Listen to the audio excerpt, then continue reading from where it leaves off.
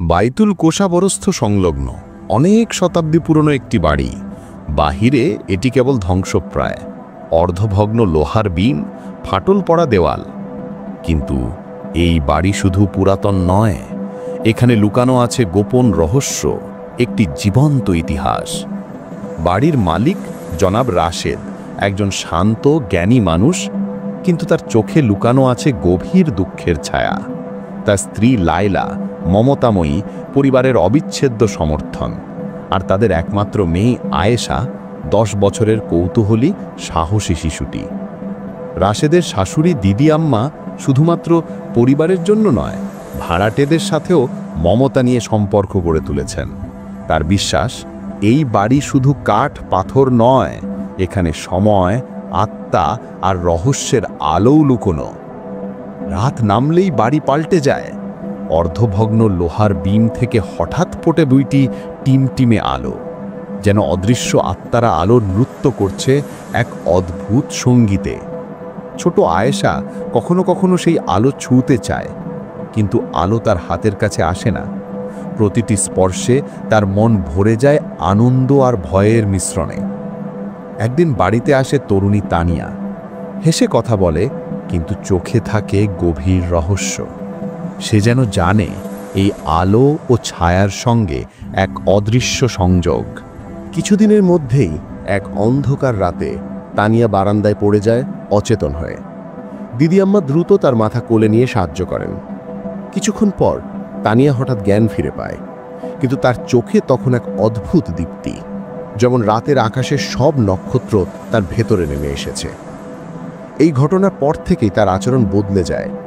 দিন-রাত চোখে রহস্যময় দীপ্তি, মাঝে মাঝে হঠাৎ নিঃশব্দ হয়ে যায়। বাড়ির সবাই নিশ্চিত নয় এটি কেবল তার স্বভাব নাকি বাড়ির অদ্ভুত আলো তাকে কিছু জাগিয়ে তুলেছে। এক রাতে তানিয়া কোরআনের তেলাওয়াত করতে বসে। প্রতিটি আয়াত যেন পুরো বাড়ি আলোকিত করে। লায়লা, আয়েশা এবং দিদি আম্মা সবাই স্তম্ভিত। এত নিখুঁত উচ্চারণ, এত গভীর আধ্যাত্মিকতা, কেউই ভাবতে পারছিল না এই তরুণী এতটা জানে। রাশেদ জানালার পাশে দাঁড়িয়ে বাইরে তাকালেন। রাতের আকাশ যেন থেমে আছে। বাতাসের হালকা শব্দ, টিমটিমে আলো, অন্ধকার সব কিছু মিলেমিশে এক অদ্ভুত জাদু তৈরি করছে, যা কেবল চোখে নয়, হৃদয়ও স্পর্শ করছে।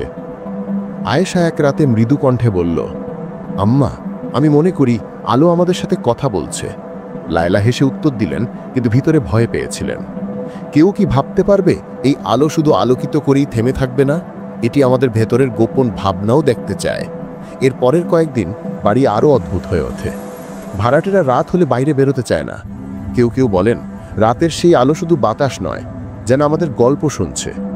এক ভুতুরে রাতে লায়লা একা চা খাচ্ছিলেন। হঠাৎ বাড়ির প্রবেশপথে আলো নড়ে উঠল। তিনি বাইরে গিয়ে দেখলেন কোনো মানুষ নেই, কেবল অর্ধভগ্ন লোহার বিম দুটি হালকা দুলছে, যেন জীবন্ত হয়ে উঠেছে।